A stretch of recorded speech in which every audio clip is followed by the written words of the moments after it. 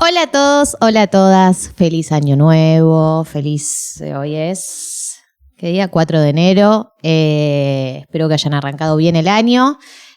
Nosotros no conocemos lo que es arrancar un año tranquilo, este país y esta región siempre está movida, siempre están pasando cosas, y yo me desperté, fue anteayer, con la noticia, leí en titulares, Estados Unidos invadió Venezuela. All Venezuelan military capacities were rendered powerless as the men and women of our military working with U.S. law enforcement successfully captured Maduro in the dead of night. It was dark. The lights of Caracas were largely turned off due to a certain expertise that we have. It was dark and it was deadly. But captured along with his wife, Celia Flores, both of whom now face American justice. We can't take a chance that somebody else takes over Venezuela that doesn't have the good of the Venezuelan people in mind. We've had decades of that. We're not going to let that happen. We're there now. And what people don't understand, but they understand as I say this, we're there now, but we're going to stay until such time as the proper transition can take place. So we're going to stay until such time as we're going to run it, essentially, until such time as a proper transition can take place. Automáticamente arrancó, bueno, toda una serie de interpretaciones, de lecturas de qué había pasado, de gente que estaba contenta, de gente que no estaba contenta, de gente que lo festejaba, de gente que hablaba de la historia reciente, de la soberanía, de las invasiones. Bueno, arrancó una conversación muy confusa. Lo que sabemos, lo único que podemos afirmar es que es un evento histórico. Digamos, estamos en este momento transitando como región un evento histórico.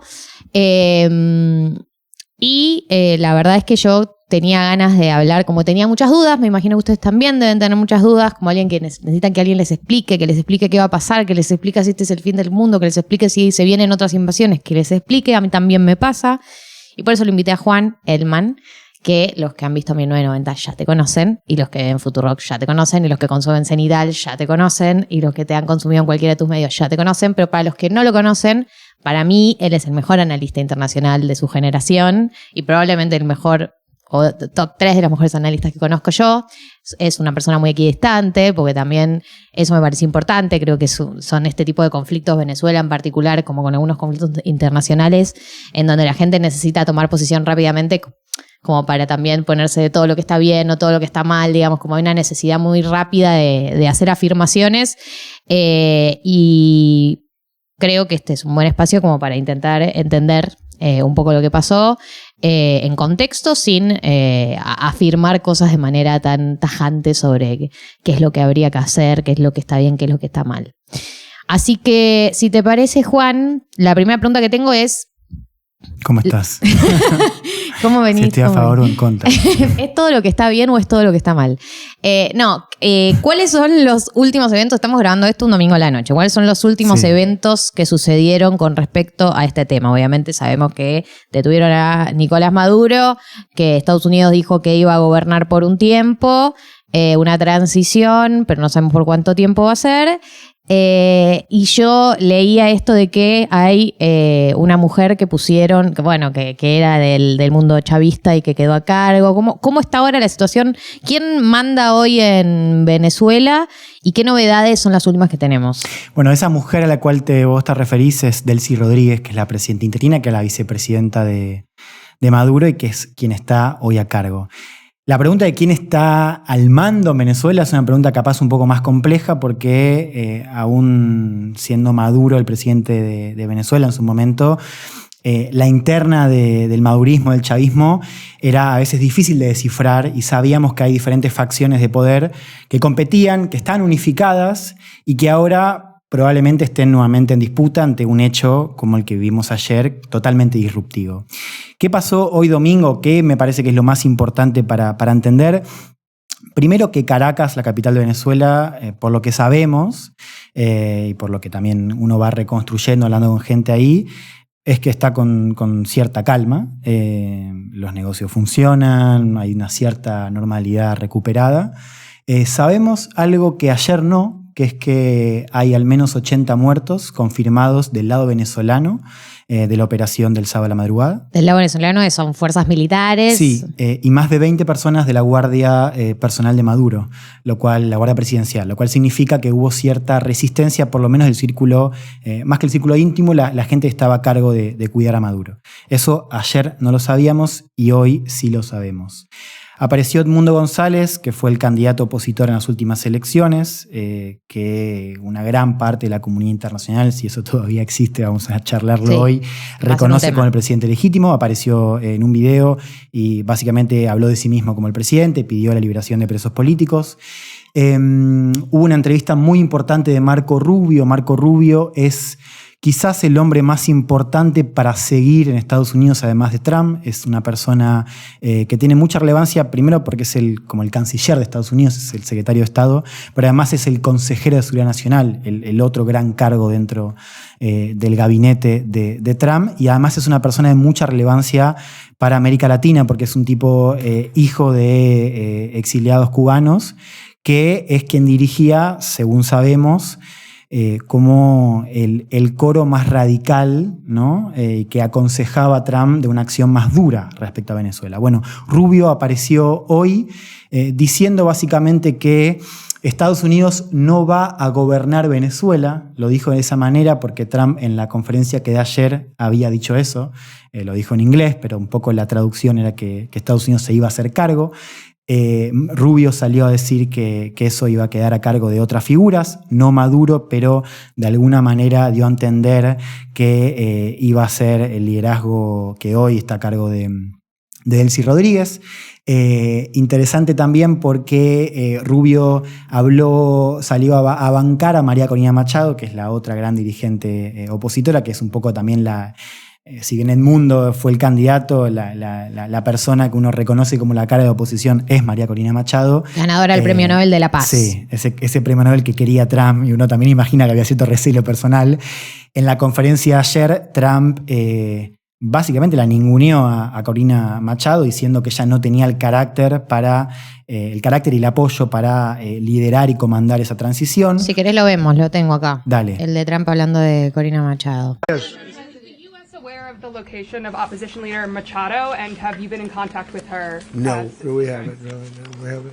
Mr. President. Do you have any hesitations about Machado as Mr. the House leader? President, on Monday. Oh, I think it would be very tough for her to be the leader. She doesn't have the support within or the respect within the country. She's a very nice woman, but she doesn't have the respect to be the Mr. leader. President, is it possible that the Bien. Sí, Más allá de que sabemos que puede haber algo personal ahí, de que Trump quería ese premio Nobel, ¿hay algo de verdad en lo que dice? Bueno, yo creo que lo que dice respecto al apoyo, uno puede pensarlo en el apoyo dentro de la estructura de poder. No tanto, o sea, ella tiene apoyo popular, pero ciertamente no tiene el nivel de consenso dentro de las Fuerzas Armadas y dentro de la estructura de poder, que por lo demás, y creo que lo vamos a charlar durante el día de hoy, durante la noche de hoy, es una estructura que involucra no solamente mucho poder político, sino mucho poder económico. Hay mucho negocio, negocio opaco, y algunos de los que sabemos porque fue documentado.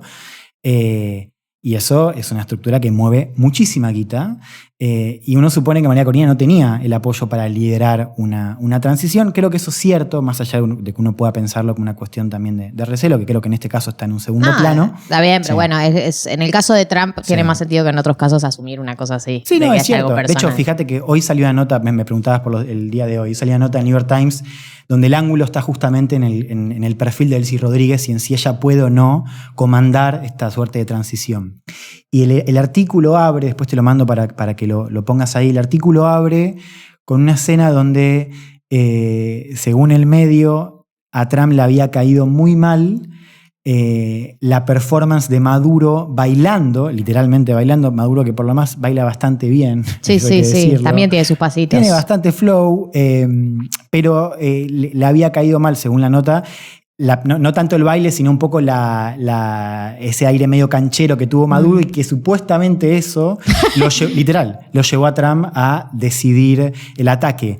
Yo me banco todo, pero no que te hagas el canchero, digamos. Sí, porque además hay que también entender como contexto que Maduro estaba dispuesto a negociar con Estados Unidos y según sabemos, una de las cartas tenía que ver con el acceso al mercado petrolero, que es otra de las claves que quiero plantear hoy. Pero entonces Rubio un poco salió a decir... Tenía su streaming, Maduro. Sí, ahí respondía.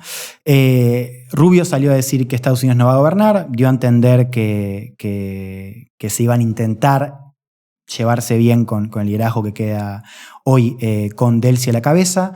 Salió también Trump a la mañana a hablar con un medio importante de Estados Unidos, con la revista Atlantic, básicamente para amenazar a Delcy Rodríguez, diciendo que si no se porta bien será castigada, para decirlo en términos Te estás portando cachengue. mal, sí. No, diciendo básicamente que la puede pasar peor que Maduro. Fue una amenaza.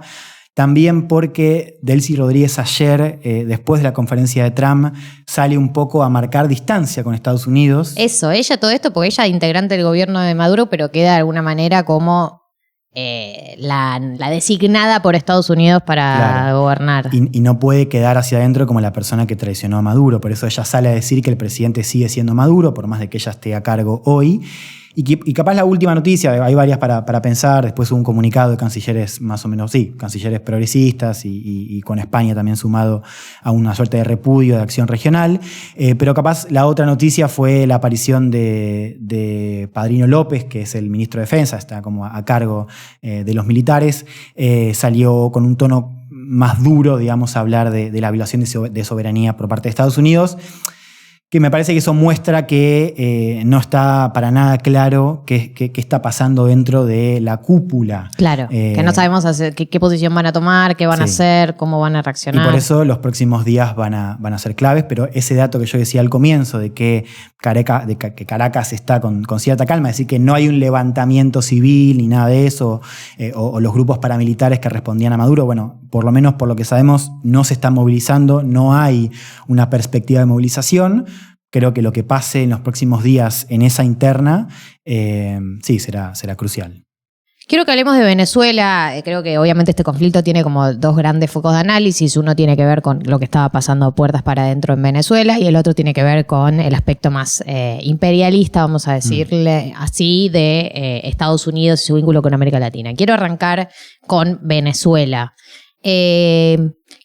¿Cómo venía el clima en Venezuela? O sea, ¿se veía venir una cosa así? ¿Tiene que ver con más la personalidad de Trump que con las circunstancias de Venezuela? Digo, porque bueno, todos sabemos lo que pasó en las últimas elecciones y las actas y como que me parece que quedó bastante instalado, o esa es mi sensación, que no fueron unas elecciones legitimadas, por lo menos no por los organismos internacionales que fueron para legitimarlas. Pero como que mi sensación fue, viste, como lo consumimos la gente que consumimos internacionales de manera por episodios, que bueno, hubo como un barullo y después ese barullo bajó. Yo no sé qué pasó en Venezuela, puertas para adentro después de esas elecciones, o cómo venía el clima en los últimos tiempos. ¿Cuánto de esto se veía venir? A ver, ¿se veía venir? Sí y no, digamos. Evidencia había de sobra para pensar que algo podía llegar a pasar en el plano militar. ¿Por qué? Sobre todo por el despliegue militar que estaba haciendo Estados Unidos en el Caribe, o sea, un despliegue, o sea, moviendo buques y teniendo una posición muy cerca de Venezuela que llevaba a pensar que eso en algún momento, o sea, vos podías utilizarlo para amenazarlo, pero ese despliegue no es un despliegue barato y de alguna manera la amenaza del uso de la fuerza estaba sobre la mesa. Si a eso le sumás las declaraciones de Trump, que Trump decía que todas las opciones eran posibles y que inclusive casi que le tomaba el tiempo a Maduro. Entonces, con esos elementos uno podía pensar que esto estaba sobre la mesa. Ahora, la tesis que me parece más venía circulando, yo me puse a ver ayer un poco los análisis de revistas prestigiosas y analistas de Estados Unidos, un poco la tesis que más estaba enarbolando era que todo este despliegue era para forzar un quiebre desde adentro, que Estados Unidos no iba a intervenir, sino que de alguna manera estaban intentando negociar tanto con Maduro. A Maduro parece que le habían ofrecido un destino en Turquía, que él se vaya. Ahí toma relevancia esto que decía el New York Times, de que algo le cayó mal a Trump según el medio, pero digamos un poco la tesis era que si bien se estaba negociando, se podía plantear una salida desde adentro, una ruptura desde adentro. Eso no pasó, lo cual me parece que también es un dato relevante. cuesta también a veces, o sea, uno nunca la ve venir. O sea, yo pensaba en el caso de la invasión de Putin a Ucrania. Putin ahí también tenía un despliegue en la frontera muy zarpado, que decía, che, mirá, se están armando. Y Biden, en ese momento, el presidente de Estados Unidos, decía, van a atacar. Y como que nadie le creía, ¿viste? De hecho, también eso fue en febrero, estábamos medio de vacaciones. Y un poco también, eso podemos charlar más adelante. O sea, uno también me parece que hay como una cosa medio voluntarista, elige no creer. Elige no creer. No va a pasar nada, no va a pasar y nada. Es que, bueno, viste que acá se divide entre los gordos se viene, gordos Sí. no se viene nada. Y Te tranquiliza un poco. Y creo que con el paso del tiempo todos hemos aprendido a ser más gordos no se viene nada que gordos se viene. Sí. Fue como que hubo una época donde había mucho Claro. clima de gordo se viene y ahora es más como Y no pasa nada a menos que se demuestre lo contrario. Después cuando pasa también Sí. hay una tendencia también a como o minimizarlo, o pasar de página rápido, Sí, o no decir querer verlo. sí o no querer verlo, sí. Entonces, digamos, me parece que eso a algunos no sucedió ayer. Ahora, Elementos sabía y bueno, digamos, yo igual veía la foto de Maduro ayer, la que difundió, la primera foto que, Sí, que la se que tiene los difunde. ojos tapados. Claro, Maduro ya está durmió en Brooklyn Sí. a la espera de ser juzgado. Parece que la audiencia va a ser, el tribunal parece que empieza a sesionar mañana, va a comparecer Maduro con la esposa, Flores.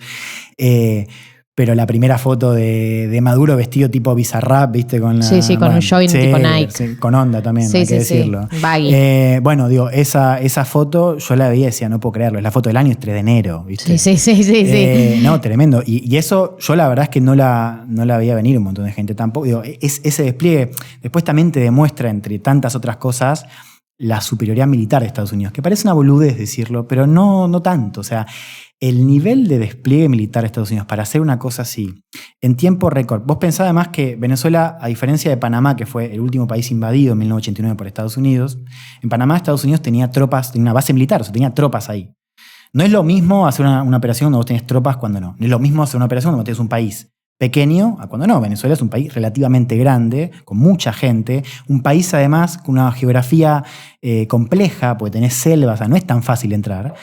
Y además un país que hace 10 años, o un país gobernado por una élite o por un régimen que hace 10 años, por lo menos viene operando bajo la tesis de que puede haber una intervención. Es decir, los venezolanos sabían que esto en algún momento podía pasar. Y a pesar de eso, Estados Unidos entra, se lleva al presidente, supuestamente, según dice Estados Unidos, no le matan un solo tipo. A Venezuela se le bajan 80, según sabemos hoy, pero digamos, es una operación quirúrgica, como se dice ahora en los medios, Sí. que a pesar de que Estados Unidos sabemos que es la primera potencia militar, no deja de sorprender como el nivel de eficacia, ¿no? Sí. Eso me parece que es llamativo, sí. Si estás mirando este video y te gusta lo que estás viendo, te gusta el contenido, viste otras notas y te gustaron, las recomendaste, la viste más de una vez, bueno, te quiero contar que además de poder suscribirte al canal y todo, yo lancé un esquema de suscripciones pagas para que me ayuden a hacerlo crecer, porque como ven, estamos haciendo crecer el producto para que se vea mejor, se escuche mejor, tenga mejor iluminación, tengamos mejores invitados. Bueno, para todo eso necesito tu aporte, así que voy a dejar acá unos QRs para suscribirte y si no en la descripción del video los puedes encontrar también. Estábamos hablando de eso de Venezuela. A nivel datos económicos, sociales, Venezuela viene en caída libre hace muchos años, en algún momento se detuvo. La crisis política, digamos, de tener un gobierno que no fue elegido, viene de la mano de una crisis económica y social de tal magnitud también. O sea, ¿qué abarca toda la situación previa de Venezuela? ¿Abarca solo una crisis lo suficientemente grave de no poder elegir a tu presidente o también abarca otras cosas? A ver, por supuesto esta respuesta va a ser corta y se va, digamos, puede ser injusto el recorte, digamos, pero Venezuela viene mal hace mucho tiempo, una crisis que comienza, y creo que esto es importante decirlo, como ya hacia el final del gobierno de Chávez, ¿no? También en un momento donde los precios de las commodities, sobre todo el petróleo, que es casi lo único que exportaba Venezuela, o por lo menos la clave para explicar la bonanza económica de los primeros años de Chávez o el promedio de los años de Chávez, una crisis que se empieza como a construir al final del gobierno y que se extiende durante el madurismo, para decirlo de una manera, venía mal. Ya 2015, 2016, ahí es cuando empieza a haber el famoso éxodo venezolano, o sea, más de 8 millones de personas que si se van por algo, evidentemente. Estoy hablando solamente de la cuestión económica. Ahora, vos me preguntabas, ¿viene en caída libre? Sí, pero lo que habíamos tenido, sobre todo el año pasado, fue una narrativa, pero digamos una narrativa apoyada en ciertos datos económicos, que es que Venezuela estaba como que había mejorado relativamente. Que después de una caída muy fuerte del PBI, o sea, una destrucción inédita que creo que era solo comparable después de la Segunda Guerra Mundial con Siria, o sea, una destrucción de su economía brutal, un éxodo de gente brutal. Además, la gente se había ido, primero, lo que significa es que haya más del 10% de la población, pero además mucha gente joven, profesional, en edad económicamente activa, o sea, un recurso humano importante. Además de eso, para volver, además de esa crisis económica, vos tuviste en 2024 cierto repunte. De hecho, no sé si te acordás, pero en esa elección de 2024, elección que ya hasta los más favorables a Maduro desde el progresismo dicen esta elección se la chorearon, porque las actas nunca se mostraron, para decirlo de manera diplomática. Sí. En esa elección había una cobertura que decía, ojo que acá hay cierta señal de repunte. Un repunte que por lo demás no estaba viviendo toda la población, pero que si vos lo veías en datos macroeconómicos, estaba mejorando relativamente. Eso se acaba este año, digamos. Este año con 2025, decís. Sí. Exacto, claro, ya me estoy... Sí, olis. Ya con el regreso de Trump, con una política de asfixia al sector petrolero que además venía ya acumulando otros problemas estructurales, que ahora también lo podemos explicar un poco, porque me parece que el petróleo es una clave que también se conversó mucho. Bueno, el año pasado esa narrativa de la mejora empezó a mermar. Entonces ya la idea de crisis había vuelto, y además es un país, y creo que esto es importante decirlo, porque ayuda a entender un poco lo que el gobierno estaba dispuesto a entregar. Un país que se había hecho profundamente desigual, o sea, muchas de las banderas del chavismo se habían entregado completamente. Un país, también hay que decirlo, asediado en términos de sanciones y de presión, pero un país, una sociedad que se había vuelto muy desigual con lo que quedaba, ¿no? Y con una élite que vivía muy bien, digamos, sobre todo la élite que lograba participar de los negocios que prosperaban en la cúpula del Estado, con militares, con crimen organizado, con guerrillas en la frontera con Colombia y con otras potencias. Entonces, una sociedad más desigual y, en segundo lugar, una estructura del Estado cada vez más desnacionalizada y más privatizada. Entonces, ¿por qué digo esto? Porque la tesis de que Maduro, o lo que le siga a Maduro ahora, está dispuesto o estaba dispuesto a entregar parte del control del sector petrolero, a mí no me parece descabellado. Uh-huh. Quiero ir, ahora vamos a lo del petróleo, quiero cerrar con la faceta más del estado de situación de Venezuela. ¿Cuál crees que fue vos la última elección legítima que hubo en Venezuela? La última elección en donde se puede decir que los venezolanos se eligieron libremente y... La última elección legítima, quiero decir, aceptada por todos los actores políticos involucrados y la, diría ahora, mal llamada comunidad internacional, fue la elección a la Asamblea Nacional de 2015. Que en esa asamblea la oposición gana la mayoría, una mayoría que después eventualmente podía terminar revocando el mandato del presidente. Después Maduro termina desconociendo ese mandato, le arma una convención constitucional constituyente, una asamblea. Me acuerdo. Para un poco rivalizar. La asamblea empieza a funcionar como un poder paralelo. Pero en esa elección la oposición la gana, y de hecho el que termina siendo el presidente de esa asamblea y que por ese argumento termina siendo el presidente interino, fue Juan Guaidó. Por eso Juan Guaidó se autojuramenta presidente en 2019. Me acuerdo perfecto. ¿Y por qué lo hace? Porque en 2019, o sea, la elección presidencial que viene después fue la elección de 2018, que es una elección que, hay una parte no solamente del gobierno, sino una parte de actores, inclusive del progresismo, y también de observadores que dicen que esa elección Maduro la gana. Digamos. Hay muchísimas dudas. La oposición no participa, o la gran mayoría de la oposición no participa, hay una abstención muy alta. Entonces, vos decís, ¿fue una elección regular? No. pero no tuvo el nivel de fraude. Yo sé que decirlo así parece un poco inexacto, pero me parece que está bien decirlo. No tuvo el nivel de fraude, o no fue, para decirlo mejor, no fue tan alevoso el nivel de fraude como la elección de 2024. Sí. Que ya en esa elección se parte todo. Ujú. Entonces hubo elección 2018, una parte de la oposición la desconoce, una parte de la comunidad internacional también, por eso ahí aparece Guaidó en 2019, y la elección que le sigue, presidencial, es la del 2024. Bien, ahora sí, si querés, vamos al tema del petróleo, que es qué rol tiene el petróleo en todo esto, ¿no? ¿Qué potencial tiene? Como vos decías, ¿cuál era la situación previa? Digamos, había negociaciones, cambia mucho. A ver, arranco por acá porque me parece que es un buen punto de partida para lo último.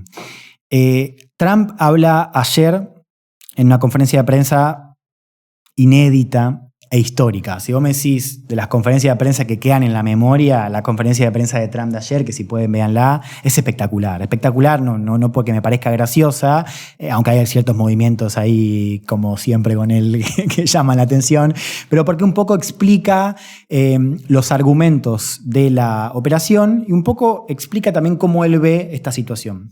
No, quiero decir algo sobre el hecho de que la conferencia de Trump es espectacular en el sentido de lo extraordinario de ver un líder hablando así, que también para mí entender que es parte del capital de Trump para toda la gente que no está involucrada directamente en este conflicto, disfruta de verlo en esa posición, mucha gente disfruta de verlo bardeando, picanteando, como son las figuras de la televisión, los famosos. Todo, cómo maneja, como bueno, nosotros obviamente en un contexto así de solemnidad y de, obviamente estamos hablando del futuro de un país y estamos hablando de una invasión y todo, pero bueno, también entender que eso que hoy nos parece, te puede indignar en este contexto, es uno de sus grandes capitales. Sí, hay que entender, claro, exacto.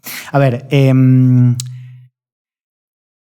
¿por qué me parece que es un buen punto de partida para esto que preguntabas vos? Trump, algo que dice y repite todo el tiempo es la cuestión de cómo Estados Unidos va a intervenir en la industria petrolera de Venezuela para resarcir los costos económicos, no solamente de esta operación, sino, según él, de todo lo que Maduro le había robado al Estado de Estados Unidos. Maduro, que por lo demás está siendo juzgado, va a ser juzgado por delitos de narcotráfico, que después podemos discutir, digamos, cuán seria esa acusación o cuán documentada está. Digamos, para mí hay cosas ahí para preguntarse.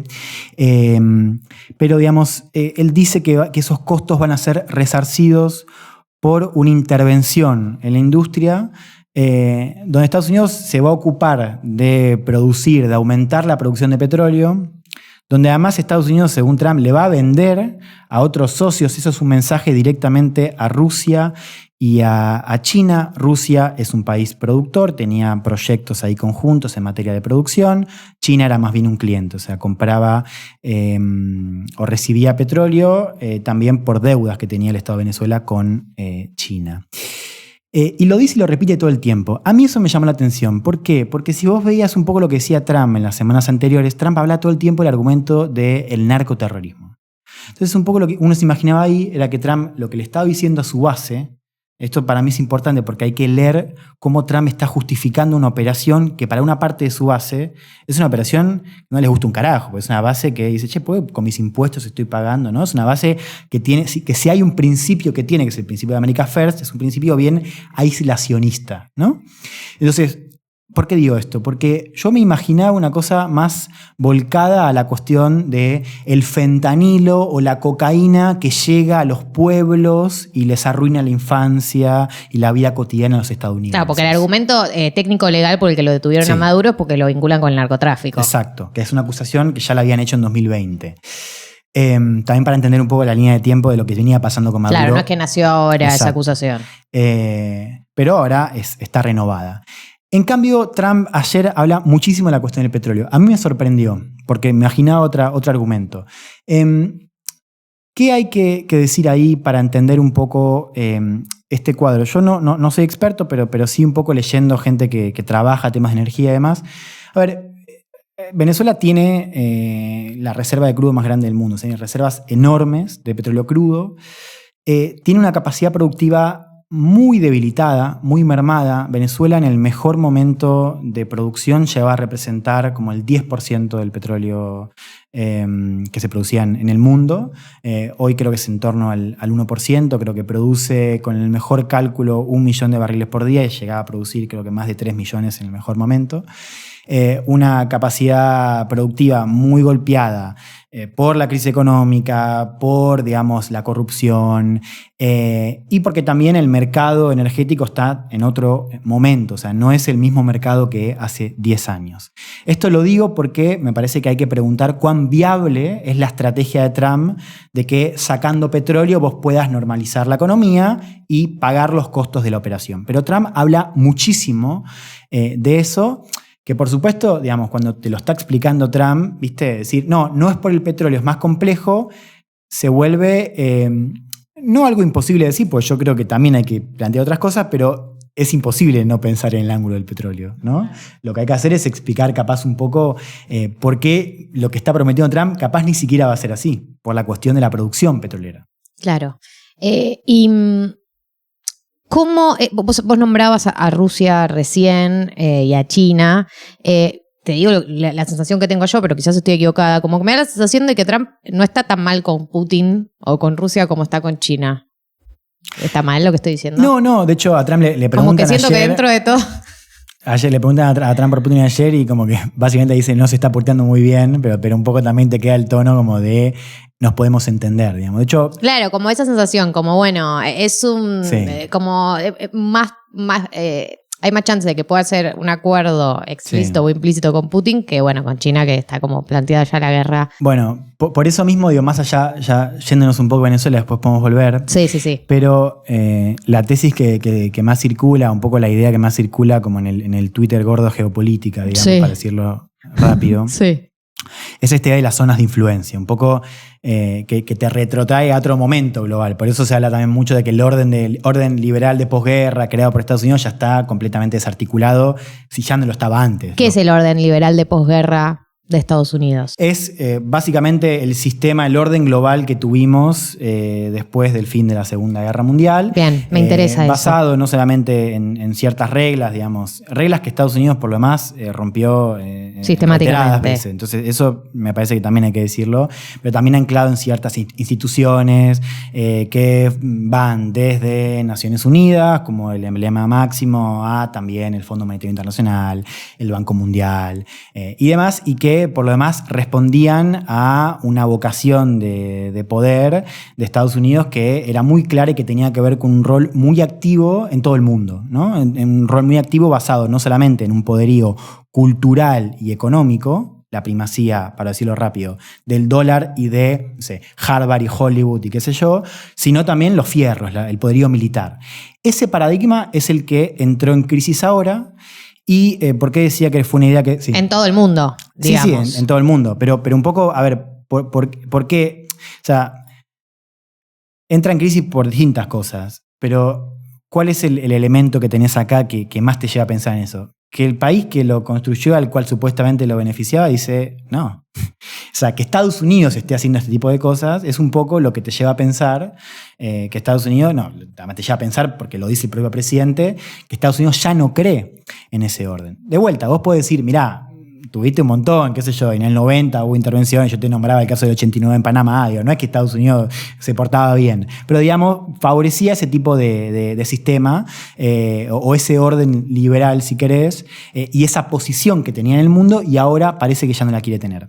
¿Por qué menciono esto ahora? Porque una idea que circuló muchísimo tiene que ver con esta idea de las zonas de influencia, que un poco lo que te demuestra este ataque a Venezuela, esta intervención en Venezuela, y lo dijo Trump en la conferencia, es que Trump está pensando que el hemisferio occidental, o sea, que estamos nosotros dentro de ahí, o sea, lo que es América Latina, en parte, corresponde a Estados Unidos. Es la llamada doctrina Monroe y el corolario Trump, que es un poco la actualización que hace la lectura que hace cada presidente de eso, que en el caso de Estados Unidos está plasmada en la última estrategia, el último documento de defensa nacional que un poco te está diciendo, mirá, nosotros nos guiamos por este marco. Trump lo que dice es, en América Latina, o en América, mando yo. Esto significa que hay que responder a los intereses de Washington, y eso es una alerta para gobiernos que le caen mal. De hecho, sí, porque yo vi un par de recortes, creo que tenemos por acá uno de Marco Rubio hablando de Cuba, pero también él habla de México, de que dice de Claudia Sheinbaum, dice algo terrible, que es ella cree que gobierna, pero no gobierna. Exacto, entonces ¿no? eso es una alerta para los gobiernos que van en contra de Estados Unidos. Van en contra de Estados Unidos y también de los caprichos ideológicos de Trump, porque un poco lo que le está demostrando Trump en las últimas actuaciones, que van desde el salvataje a Milei, las tarifas a Lula en Brasil por el juicio a Bolsonaro, la elección en Honduras, las amenazas a Petro, las amenazas a Sheinbaum de México, es que hay cuestiones que tienen que ver con la estrategia, con la política exterior, y cuestiones que tienen que ver con los caprichos ideológicos. Entonces, por un lado, es una amenaza a gobiernos que pueden ser adversarios, pero también a potencias como Rusia, potencias como China, que dicen, che, loco, acá no. Pero eso también podría significar, por eso vuelvo a lo que se discutió un poco en los círculos, ¿viste? Los círculos que uno se maneja. Claro, que tiene que ver con una suerte de división. Hay un meme, después te lo voy a pasar, que es como una suerte como de división, que es, América para Estados Unidos, Europa para Rusia, y ahí me parece que juega un poco el cálculo en Ucrania. Recordemos que en estas semanas se está discutiendo un poco qué va a pasar con el acuerdo territorial entre Ucrania y Rusia, auspiciado por Estados Unidos, y naturalmente Asia para China, ¿no? De vuelta, es una tesis que yo creo que un poco tiene que ver con lo que Trump está mostrando a nivel de defensa. Al mismo tiempo, lo que están diciendo ahora es que van a invadir Groenlandia. Entonces, no es solamente... ¿Por qué van a invadir Groenlandia? Tiene que ver con el enorme... primero porque es un lugar de si vos lo ves en el mapa, como un lugar, una posición estratégica muy clave, con recursos, y que un poco lo que dice Trump es tiene que ser nuestra, y además si no es nuestra es de Rusia o es de China. Después la podemos poner en el mapa. Eso es lo que dice ahora. De hecho no lo dice Trump, lo dicen como influencers cercanos a Trump. Pero ¿influencers cercanos a Trump es Michelo? Michelo, claro, no lo vi ahora Michelo. No, perdón, a Maduro. Bueno, viste que igual pegó la vuelta a la figura de Michelo. Ahora dicen que era un agente de Trump. No sé, yo me lo perdí. Influencers cercanos a Trump dijeron esto. Decidí perdérmelo porque me estaba haciendo como muy mal. Parecía muy pegadiza la canción. O sea, Venezuela, ¿no? Sí, nosotros la cantamos verano. Entonces, creo que de alguna manera cierra un poco la idea, y ahora volvemos a Venezuela. No, pero igual quiero seguir hablando un poco de esto, de la política exterior. Dale.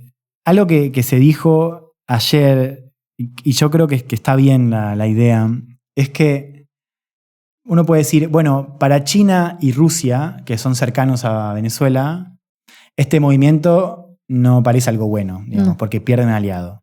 Pero a largo plazo, o a mediano plazo, lo que esto puede significar, con el argumento que utilizó Trump, es que si de repente Xi Jinping quiere atacar Taiwán, podría Hay hacerlo. un antecedente, decís, como que se liberó un poco. Sí, hay un antecedente. Ahora, yo de eso soy un poco, yo no traduzco tan fácil, pero si vos lo mirás como un ejercicio especulativo, tiene cierto sentido. Sí, creo que entramos en el terreno un poco a raíz de lo que vos decías antes, que es más que un antecedente lineal de decir, porque sucedió en Venezuela. Entonces lo que uno empieza a entender es que el mundo cambió, las reglas del juego cambiaron, y por lo tanto se abren posibilidades sobre muchas cosas que uno antes no contemplaba, porque las reglas hasta hace poco quizás tenían que ver con cierta política de no intervención, con lo que fuera, con la comunidad internacional, que es un término al que quiero ir, porque creo que también esto... Antes de ir a la comunidad internacional, tengo una pregunta pendiente igual, pero digo que tiene que ver también con una sorpresa de la sensación que da es que ya no hay reglas en el mundo, ¿no? Sí. Que se habían llegado a una serie de consensos sobre el Estado, sobre los países, sobre quizás la soberanía. Quizás eran consensos, obviamente depende en qué parte del mundo se respetaban más o menos, pero por lo menos discursivamente, una serie de acuerdos, y la sensación que tenemos es que todos esos acuerdos no siguen vigentes, que las instituciones que se garantizaban que se cumplan tampoco tienen la autoridad que tenían, y que por lo tanto está como el tablero abierto de repente, como que están todos sin correa, ¿no? Por decirlo de alguna manera. Es muy difícil no pensar en Gaza, ¿no? Cuando uno mira, un genocidio cometido por una potencia bancada directamente por Estados Unidos. Bueno, efectivamente el sistema internacional basado en regla, Sí, el sistema internacional todo el tiempo como sacando comunicados diciendo repudia o no nos parece, pero hasta ahí llega, digamos. Sí, claro. Y creo que vos mencionás algo que tiene que ver con algo que nos pasa a todos, digamos, que es una cierta sensación de impotencia, ¿no? Es decir, bueno, ¿quién no puede parar? ¿Cómo se puede parar esto? Y un poco uno... Yo con la pandemia, mira hacia dónde me... Está bien, siempre hay que volver a la pandemia para explicar el presente. Algo con el tema del Estado también y con los estados-nación, ¿viste? Sí. Que era como decir, cierta también confianza, de decir, bueno, esto va a estar mal, pero como que de alguna manera te sentí, como que no se va a ir toda la mierda. Como que, y de repente también es mirar que también, por supuesto, varía mucho desde dónde lo mirás. No es lo mismo mirar desde Argentina, mirar desde otros países, ¿no? Pero creo que también uno a veces tiene como una fe ciega Totalmente. Por algún designio, digamos, que Sí. se va a arreglar por un Estado, o por la acción de Estados Unidos, para algunos. Por los Estados y no, para mí la gente por un lado confía en el rol de Estado y el otro que confías es en el levantamiento popular, ¿no? Que también es algo que está muy desaparecido de la conversación como factor de equilibrio de poder, ¿no? De decir como, bueno, en algún contexto, bueno, te frena la gente saliendo a la calle. Sí. Bueno, eso también está... Sí. Yo decía, por Estados Unidos para algunos, por China para otros, por la gente, por el levantamiento. Efectivamente. Ahora, y eso nos lleva capaz a otro tema que es América Latina. Igual no me voy mucho. No, pero sí quiero hablar de América Latina y quiero preguntarte por eso. Porque tiene sentido que hoy un argentino tenga miedo. Quizás no un argentino porque vos decís, bueno, Milei ya, digamos, voluntariamente cumple con lo que Venga, Trump... Sí, como no van a tener que invadir. Pero digo, un mexicano, un colombiano... ¿Tiene sentido que tenga miedo? Sí. Sí, porque de hecho, fíjate que ese sábado, Trump, a todo esto, fíjate que Trump, la operación es como a las 4 de la mañana de Estados Unidos, más o menos, y el New York Times lo llama a Trump, y Trump atiende como a explicar, medio dormido, y después da un par de entrevistas más, y da una con Fox, donde le preguntan por México, y él dice, parafraseando, Sheinbaum me cae bien, la verdad que me cae bien, pero a México lo gobiernan los cárteles de droga. Entonces, algo vamos a tener que hacer con México. Y eso me parece que es también brutal, si vos lo mirás en el caso de... Ya que diga esa frase, ¿no? Sí. Como si fuera el patio trasero. Lo mismo con el caso de Petro, digamos. El caso de Petro también me parece... O sea, creo que lo de ayer te obliga, y acá allí, esto es una idea que está bueno como pensarlo un poco, ¿no? Darle un poco de espacio. Yo creo que lo de ayer cambia muchísimo. O sea, tendría que cambiar cómo estamos pensando la región, lo que viene, y el lugar de Estados Unidos ahí. Nosotros estamos en un año ahora, en 2026, que va a tener elecciones cruciales, digamos, en varios países. Pienso en Perú, pienso en Colombia, pero pienso sobre todo en Brasil, ¿no? Brasil que, sacando México, México además tiene otra economía, digamos, y otro lugar en América Latina. Para nosotros del sur, el lugar de Brasil es central para políticas exteriores de Argentina, y también pensando en los progresismos. Y hoy yo creo que un escenario, te lo voy a decir así, como una tesis fatalista, pero verosímil, digamos, un escenario, o sea, yo pensaba, bueno, las encuestas hoy lo favorecen a Lula y no se sabe porque la derecha todavía no tiene candidato y no sabemos si va a ser el hijo Bolsonaro o si va a ser el gobernador de San Pablo. Yo pensaba, bueno, ¿qué pasa si Lula gana y hay un golpe de Estado?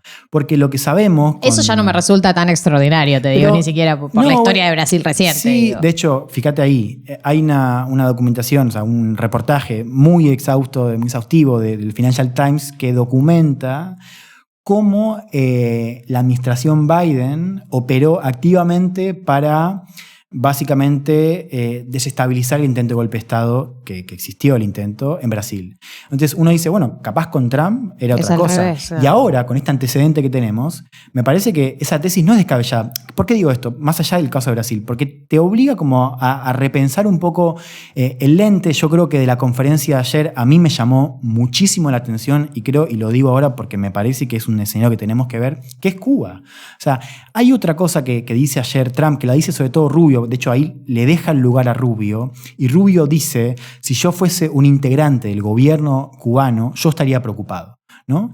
Y esto hay que entender, Cuba, para toda esa élite republicana que opera su imperio desde romano, Miami, es su imperio romano. Es el sueño húmedo de estos tipos. Claro, pues yo pensaba con Gaza, como Trump se cuelga esa cucarda de yo terminé, yo hice el acuerdo, lo que debe ser para él la cucarda de yo intervine Cuba y saqué a su gobierno. Para Trump y para todo el Partido Republicano. Sí, para la oposición cubana que atiende desde Miami y para la oposición latinoamericana que atiende desde Miami, que se volvió un nodo central para pensar América Latina y para pensar Estados Unidos también, pero es otra discusión. Entonces, fíjate lo que estamos discutiendo. Cuba que tuvimos varias décadas más allá de los vaivenes económicos, de los momentos de protestas, que de hecho estamos en un momento de Cuba fatal. O sea, en términos, Cuba está peor que en los 90. O sea, estamos en un nivel de pobreza y de miseria y de éxodo brutal. Con levantamientos, con todo. Que está bueno también aclararlo, digo, porque más allá de que Trump tiene un liderazgo que hace que tome decisiones que quizás eran inesperadas, el contexto internacional lo ayuda, pero su personalidad también, pero digo, bueno, también estos países vienen de arrastrar décadas de o crisis económica o crisis política o inestabilidad, digamos.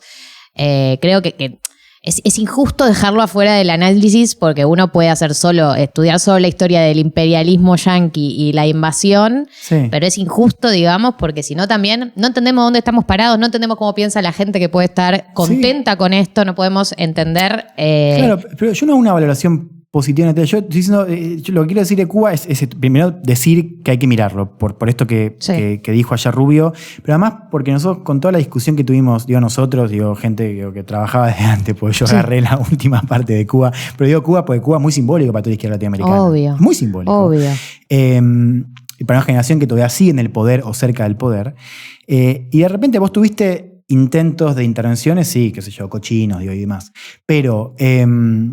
no tuviste, me parece que este escenario de que de repente puedan deponer a Díaz-Canel, que es el presidente actual de Cuba, me parece un escenario que nadie lo estaba viendo y que ahora de repente está sobre la mesa, ¿no? Ahora sin Venezuela o sin Maduro a cargo, vamos a ver qué pasa, creo que es pronto, pero digamos, me parece que también es muy importante seguir lo que pasa en Cuba. Y para cerrar la idea, creo que estamos en un nuevo momento, no sé, en un nuevo momento que también, pero digamos, lo que quiero decir es que tenemos que recalibrar un poco el lente y empezar a mirar lo que viene a corto plazo con otras coordenadas. Sí. Y otra cosa que veo es que, una idea que se extiende muchísimo, no solamente en las dirigencias, sino también como en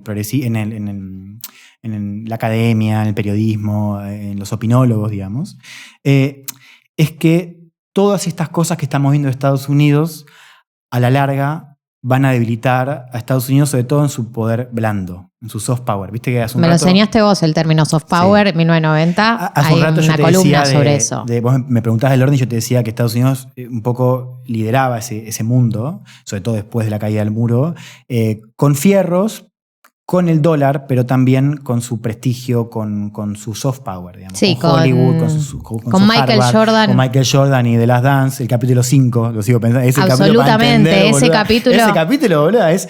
Totalmente. Mírenlo, Last Dance es serie. Y me acuerdo de esa columna, lo dije, por seducción.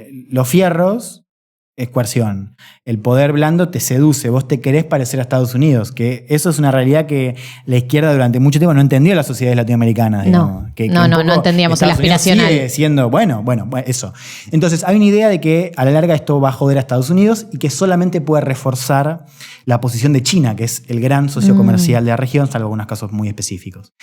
Y un poco uno dice, ¿tiene sentido eso? Tiene sentido, pero me parece que esto te lleva a pensar que todos esos cálculos a mediano y largo plazo tienen que ser por lo menos puestos en suspenso ahora, porque vos estás lidiando con una situación completamente anómala. O sea, un tipo que básicamente, si vos le caes mal, si haces algo, si decís algo que no le gusta, si tenés ciertas políticas que no le gustan tiene que ver con la cuestión de ideológica o la cuestión de, no sé, tener una base con China o lo que sea, que puede estar dispuesto no solamente a influir, a intentar desestabilizar, Venezuela es un caso también ejemplar en eso, sino a directamente intervenir. Y creo que eso Me parece que de alguna manera las izquierdas, que son un grupo muy heterogéneo y complejo en la región, creo que no lo estuvimos viendo en estos meses, y un poco creo que se subestimó muchísimo el lugar de América Latina en la segunda administración Trump.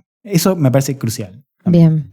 Me interesa también sobre lo que vos decís, el rol de la región, de nosotros, de América Latina, que siento que está dividida, ¿no? Tenemos líderes muy de las famosas extremas derechas o nuevas derechas o lo que fuera, y tenemos líderes más parecidos a lo que conocíamos como esa etapa de hegemonía los progresismos del gobierno, como puede ser Sheinbaum, como puede ser Lula, como fue el caso de Boric, que bueno, hasta hace poco. ¿Hasta hace poco? ¿Cómo? Boric sigue siendo presidente, en marzo va a ser Kast. Ahí está. Kast, que apoyó la intervención de Trump. Por eso. Está muy dividido. Y más allá de que eso es un problema, obviamente, tampoco, quizás estoy equivocada, decime vos porque yo tampoco sigo el fino, tampoco veo que dentro de los líderes considerados más dentro del espectro progresista o no ultraderechista, tampoco veo una organización tan sólida, o sí, o hay algo que yo no estoy viendo. No, yo un poco lo que te decía, me preguntabas de los hechos de hoy, yo te mencionaba un comunicado firmado por los gobiernos de Uruguay, de Colombia, de Chile, de México y de España, si no me equivoco, capaz me falta uno, pero creo que son esos. El canciller de Venezuela está pidiendo una reunión de CELAC, que CELAC es la Comunidad de Estados de América Latina y el Caribe, que esa CELAC es importante porque opera como un foro sin Estados Unidos, entonces es un lugar que uno podría pensar que podría jugar un rol, pero no lo va a jugar, y creo que tu pregunta, la premisa que planteas es totalmente así. Digamos. Yo hace poco escribí un ensayito, después lo puedo compartir, que tiene que ver, era como una crítica a eso, y arrancaba del momento del no al ALCA. El no al ALCA fue... el pico, también el sueño húmedo, pero de los progresistas. Y ahí, yo creo que esa tesis, ese momento está bueno. Vamos a explicar qué fue. El no al ALCA fue el movimiento de oposición al Tratado de Libre Comercio que quería impulsar Estados Unidos en todo el hemisferio americano. ¿Sí? Ese movimiento estaba encabezado sobre todo por los gobiernos de Venezuela y de Argentina, Chávez y Néstor, con el apoyo tácito de Lula. Hubo una cumbre muy importante en Mar del Plata y una contracumbre donde hubo 40.000 personas.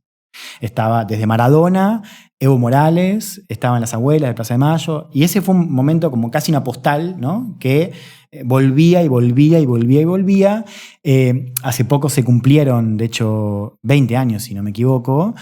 Sí, 20 años, hace muy poquito. Y fue muy loco porque ese aniversario se dio en un momento donde vos ya estabas teniendo todas estas amenazas de Trump, la intervención en Brasil, en Argentina y demás, y sin embargo vos veías un silencio como muy elocuente.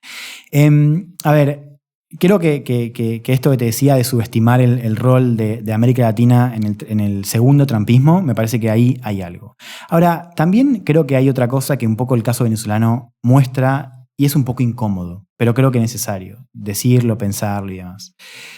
Si vos mirás encuestas regionales, o las mirabas hace un par de semanas, encuestas con un universo muy amplio, pero con cierta fiabilidad, vos veías que una gran mayoría de latinoamericanos, o sea, de poblaciones en diferentes países, apoyaban una intervención para derrocar, para deponer a Maduro. ¿Sí? O sea, no solamente venezolanos, sino también gente de diferentes países, ¿no?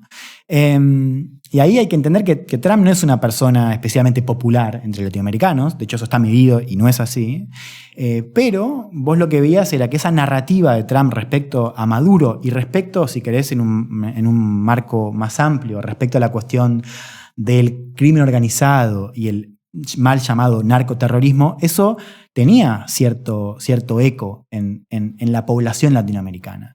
Y ahí me parece que, primero, que se mezclan dos cosas. Una es la gran crisis del crimen organizado, la crisis de seguridad que vive América Latina, que por lo demás es una crisis que está cada vez más regionalizada. O sea, vos hace 10 años pensabas solamente capaz en Colombia, en México, y ahora tenés el caso de Ecuador, el caso de Chile, el caso de Argentina, Rosario, o sea, en Uruguay también muy, muy fuerte, en Costa Rica, o sea, se regionalizó. Eso por un lado. Y lo segundo es la deriva autocrática de Venezuela.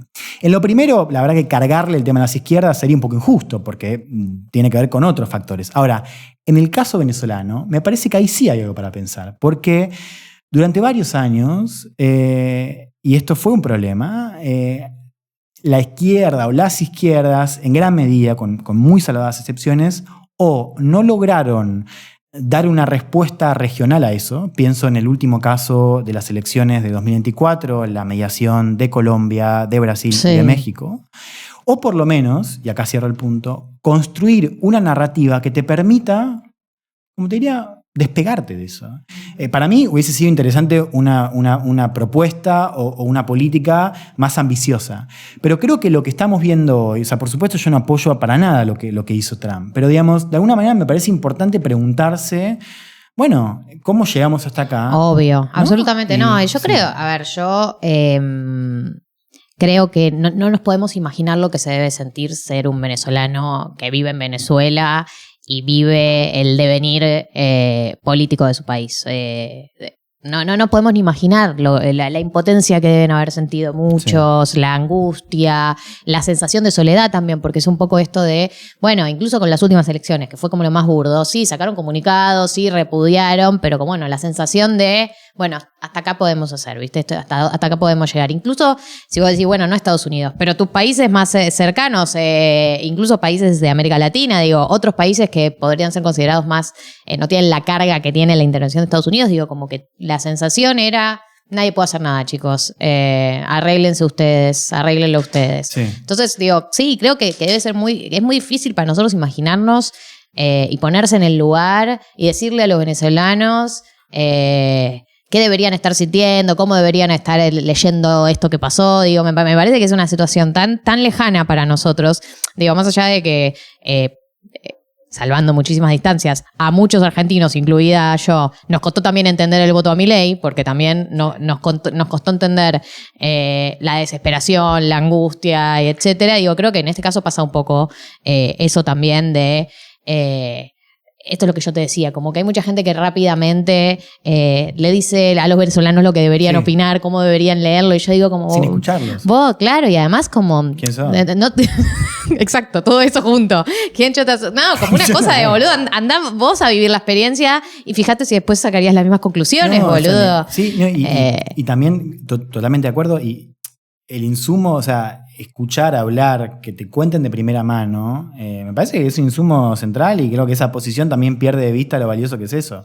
Sí, yo le contaba a Juan antes de arrancar que cuando conté en mi hashtag grupo de difusión de Instagram que vamos a hablar del tema, me comentó, uno de la comunidad silenciosa, que es como yo llamo a mi comunidad, me comentó, no te olvides que hay acá venezolanos que estamos viendo y estamos contentos por esto.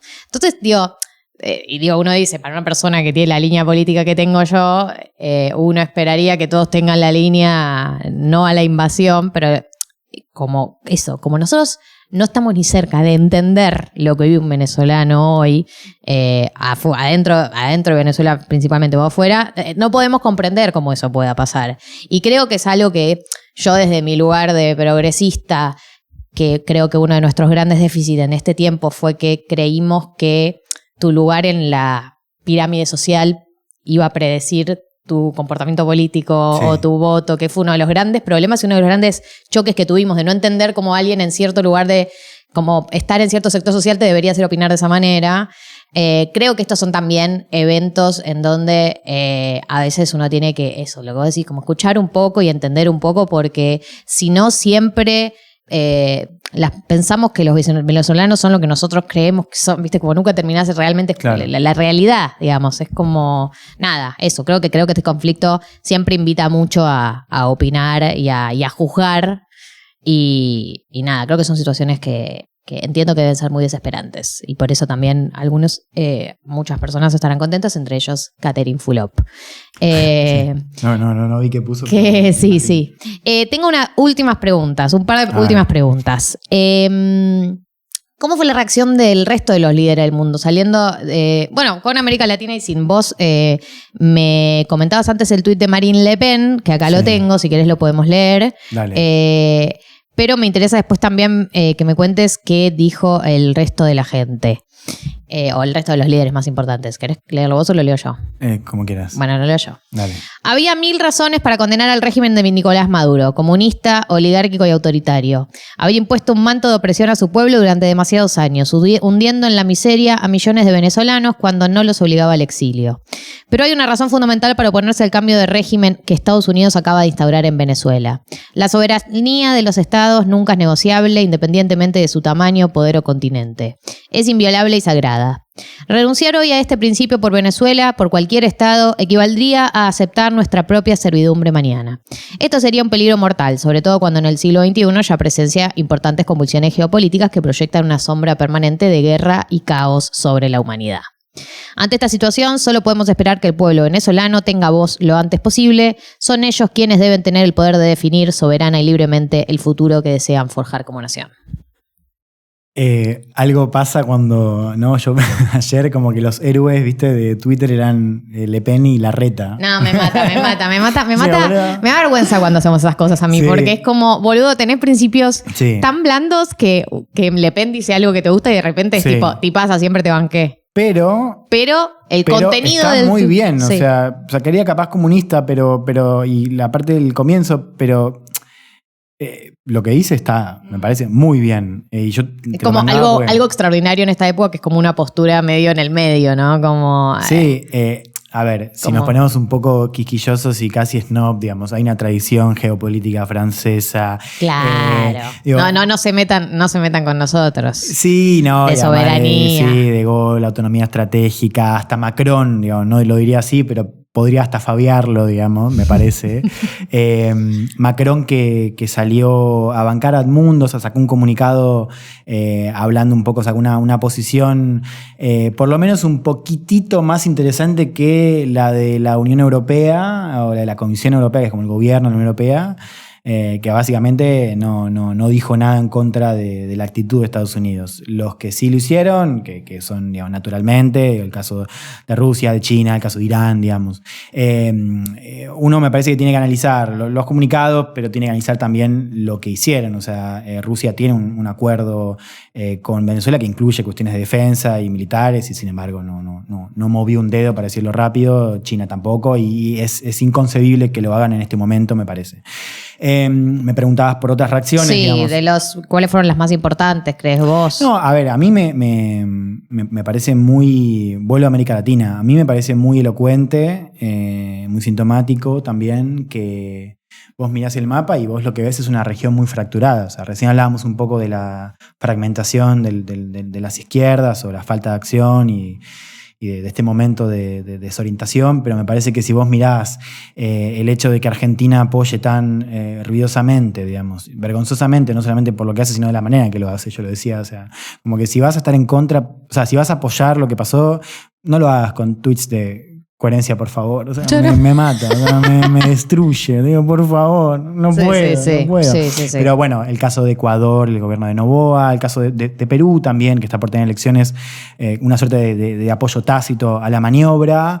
Me parece que revelan, bueno, el caso de Kast, el presidente electo de Chile, revelan también como un mapa muy fracturado, que también es nuevo, digamos, porque vos antes tenías posiciones, inclusive de líderes de centro derecha, que podían capaz no verbalizar lo mismo que Le Pen, porque la verdad es que hoy es inimaginable que alguien pueda salir a bancar a Maduro, y creo que es parte también de la polarización que hay en América Latina y en todo el mundo, pero sí posiciones como un poco más equidistantes, y eso no está, y eso me parece que es un problema. Y vos me preguntabas, ¿qué me llamó la atención? Bueno, que vos ves el mapa de reacciones en América Latina y está fracturado, digamos. Claro.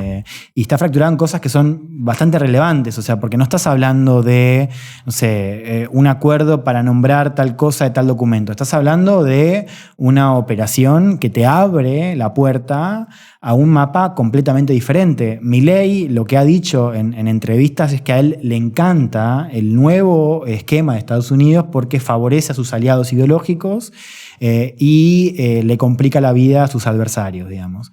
Y que entonces dice, es brillante, le dijo en una entrevista al Financial Times. Bueno, eso de alguna manera te lleva también a pensar lo difícil que es coordinar una suerte de política regional que vos en ciertos momentos, o sea, vos tuviste cumbres de UNASUR donde casi se agarran a trompadas Chávez y Uribe, si no me equivoco. Pero igual así vos podías tener ciertos consensos, o por lo menos podías tener ciertas instituciones de a pie, que no solamente podían movilizar esto, ya no, pero que además podían coordinar, qué sé yo, temas de vacunas, o sea, temas de, no sé, cambio climático, temas diplomáticos, temas educativos, temas culturales. Eso no está. No. Y creo que eso también es como, o sea, es un bajón. Sí, es una señal de debilidad. Sí, obvio, por supuesto. Y de cierta deriva de cada país por su cuenta también, ¿viste? Sí. Y para la derecha también. Eso lo voy a decir también, porque lo pensaba ahora, que es para la derecha venezolana y la de América Latina, porque que te tenga que rescatar a Estados Unidos también. O sea, está bien, digo, era una operación militar con una complejidad muy alta, lo que vos quieras. Pero digamos, también hay algo que si lo pensás en reiteradas veces, digo, vos tampoco te puedes hacer cargo, o sea, la derecha argentina tampoco se puede hacer cargo de ese tipo de cuestiones y le estás delegando esas acciones a no solamente un poder como esto, sino un líder como sumamente caprichoso, errático, arbitrario, ¿no? Última pregunta y media. El derecho internacional was Bien, found gracias. Bien, gracias. Was found dead, ¿no? O sea, ¿cómo definirías esta época en relación a las leyes internacionales, al derecho internacional? ¿Es una época anárquica? ¿Es una época tirana? ¿Es una época de rige el más loco, rige el más carismático? ¿Algo rige? ¿Está todo desordenado? ¿Todo es impredecible? No, por eso yo volví al caso de Gaza como un caso ejemplar. No es el único, o sea, tenés conflictos en todos lados, digo, en el caso de Sudán, para poner como conflictos actuales. O sea, es difícil hoy pensar en el que el derecho internacional o el apego al derecho internacional o a las normas van a delimitar, van a delinear el futuro, no solamente de esos conflictos inmediatos, sino también del orden regional y global. Entonces, no, o sea, es muy difícil pensarlo después de las últimas cosas que vimos. Estados Unidos Trump construyó un caso legal un poco para evitar pasar por el Congreso, o sea, acá estamos hablando de las leyes dentro de Estados Unidos, sin nada de pruebas. Además se le acusa a Maduro de ser líder de un cártel del cártel de los soles que existe, pero digamos como un entramado sin una estructura jerárquica. Es difícil pensar que Maduro es el jefe de esa estructura, por más de que pueda estar involucrado. Entonces, claro, esto de alguna manera sí te lleva a pensar, si lo sumás a los últimos casos, que hoy no podés contar con derecho internacional y con ese apego a las normas. Lo dije muy largo. No, se entendió perfecto. Bien, gracias. Se entendió perfecto. Muchas gracias. Realmente fue muy esclarecedor. Juan Elman lo pueden seguir en todas sus redes. Ha vuelto a vivir a la Argentina. Se está reinsertando. Me estoy reinsertando, claro. Como... en este país. Llegó en un gran momento. Gracias a ustedes. Comenten, dejen like, suscríbanse, compartan y todas las opciones que ya saben que existen. Gracias por estar del otro lado. Gracias, Juan. Placer.